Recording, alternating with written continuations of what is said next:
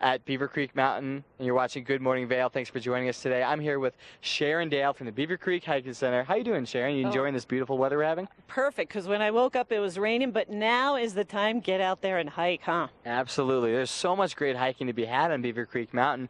When you're hiking in the weather that we're going to have today and for the next 3 to 4 days, though, it is important to be prepared. What would you recommend people do with consideration of the rain and maybe thunderstorms that we might be experiencing? One, get out there early, but be prepared. You know, it's the old Girl Scout, Boy Scout motto. Have your rain gear. I have it every day. Doesn't matter when. Make sure you have tons of water because it's drier than we think, even with all the rain. And then some snacks, some food.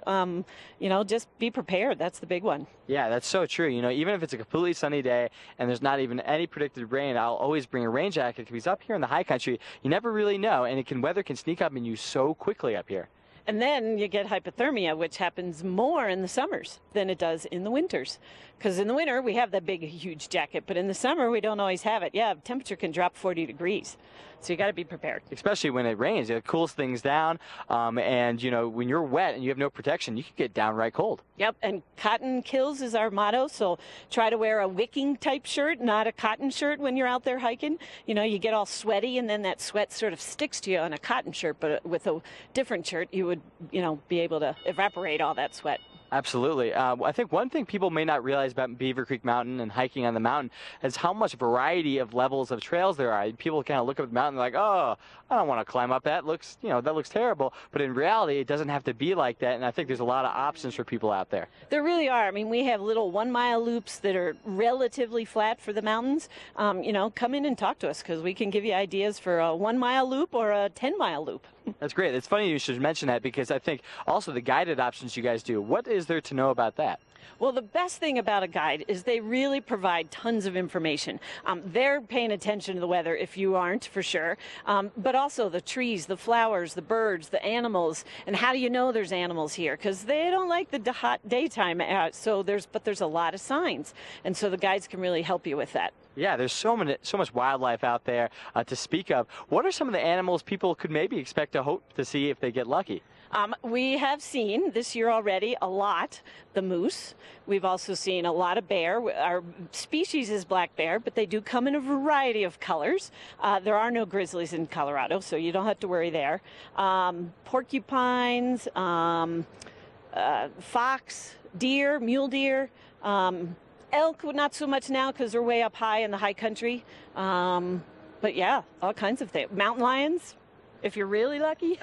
Well, it's funny you should mention those things like bears and mountain lions because there is procedures people should take. If they're out hiking and they see a dangerous animal like that, and they can be dangerous, what should they do? Well, you want to just make yourself as big as possible. Don't look them in the eye and, back up slowly. Give them all the room they want. It's just better. And don't try to get up close and take pictures. That's what really gets you in trouble. That's right. So no photos of Bullwinkle out there. So then as far as the trail of the day, we do this every day on our show, kind of focusing on a certain trail. What would be your recommended trail for today? For today, I would go village to village. Starts here in Beaver Creek, continues over to Bachelor Gulch, and if you really want a big loop, you can go all the way to Arrowhead as well, and then walk back.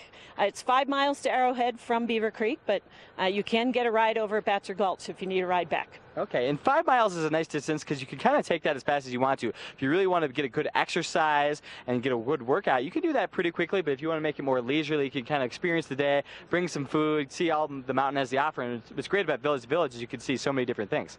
Yes. Oh, man, the flowers right now, and especially with this rain, are going to be bursting, and they'll be beautiful. Just bursting off the stems. So if people want to get a guide or learn more about Beaver Creek Hiking Center, where should they go? They should come to the Adventure Center in Beaver Creek, and inside, off to the right, is our desk at the hiking center. Come in, talk to me. I'm there every day. Every day, 9 to 4, we're there, so we can get you all set up. Usually 24-hour notice to get you a guide. I just don't have them standing around, so come on in. We also rent rain gear if you forgot it, hiking poles. We got backpacks, so come in, talk to me. I'll get you, make sure that you're having a great time hiking. All right, for all your on-mountain adventures, Beaver Creek Hiking Center should be your go-to spot. We're going to throw it back to the studio now where Megan has your weather.